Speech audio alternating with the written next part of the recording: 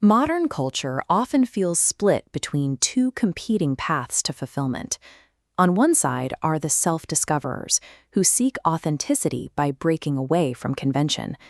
On the other are the moral conformists, who find their significance in tradition and rule-keeping.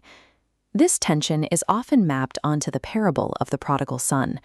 For most, this is a sentimental story about a rebellious younger brother who ruins his life and returns to a father's unconditional welcome.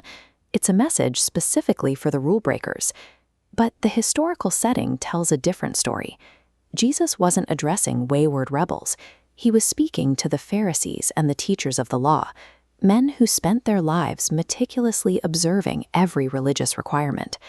By the end of the narrative, Jesus flips the expected moral order. The younger brother is inside at the feast, while the good brother, the one who did everything right, refuses to go in. He is the one left alienated and lost. The younger brother occupies the far left of this spectrum. He wanted his father's wealth without his father's authority. He achieved this through a power play, flagrantly defying community standards to get his independence. The older brother sits at the opposite extreme. He stayed home and never disobeyed. But his goal was identical. He wanted his father's things, and his obedience was the currency he used to try and buy them. Both brothers were using the father for their own ends. One rebelled by being very bad. The other rebelled by being extremely good. Their paths were different, but they end up in the same place, separated from the Father's heart. This reveals sin as something deeper than a list of misdeeds.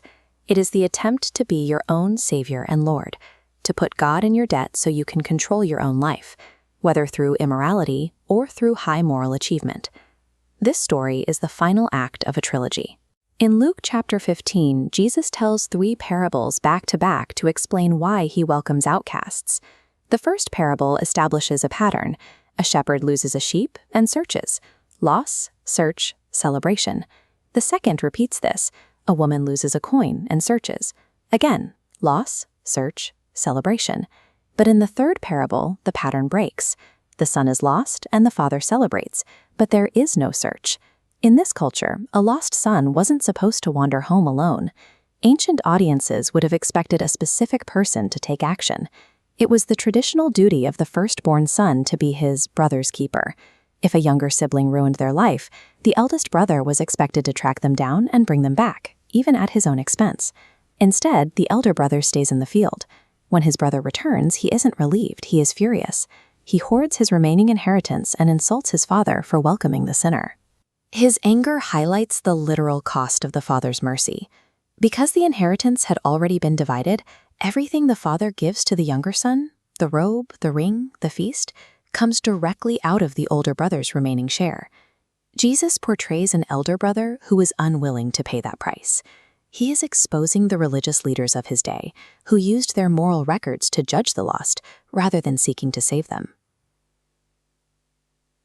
The story leaves the audience looking for a brother who is different, one who doesn't use his goodness to look down on others, but is willing to lose his own standing to bring them home.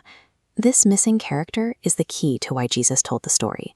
He was describing himself as the true elder brother, who came to do what the religious elite would not.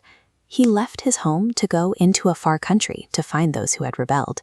He was currently eating with the very tax collectors and outcasts the Pharisees were criticizing. To bring them back, he paid a debt far higher than a family inheritance. On the cross, Jesus was treated as the outcast, so we could be welcomed as family. He was stripped of his dignity, so we could be clothed in his honor.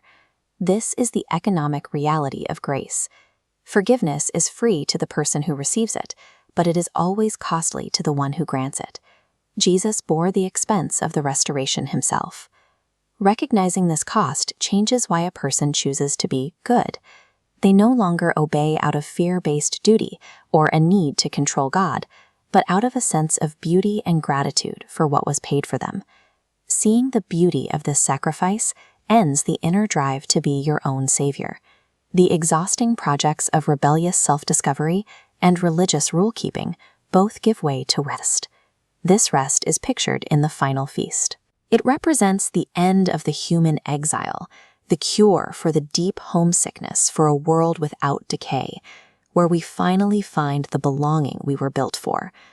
Real Christianity isn't a behavior modification program or a license for autonomy.